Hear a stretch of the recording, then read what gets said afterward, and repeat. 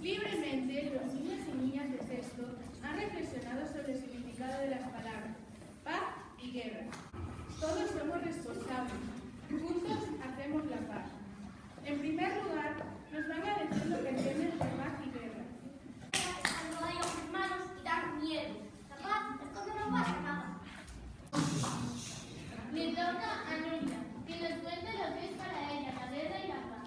La guerra es cuando yo me peleo con mi hermano Ángel y mi madre dice ¡ya empezó la guerra! ¡Ya empezó la guerra! Y la paz es cuando me quiero dormir y mi mamá me va a dormir.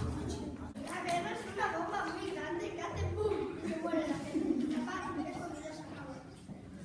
Y cuando hay hombres malos que disparan por las escopetas. ¡Pum, pum, pum! Y se muere la gente.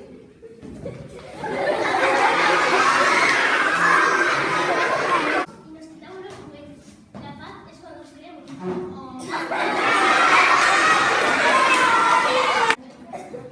La guerra, dice la serie, que es muy mala. Y la paz es una palabra blanca que lleva una rayita en el pico. Es cuando los hombres te matan y también matan a los niños. La paz es cuando ya no hay guerra y se vive tranquilo. Es malísima, además matan a mucha gente. La paz es muy buena, se vive muy bien.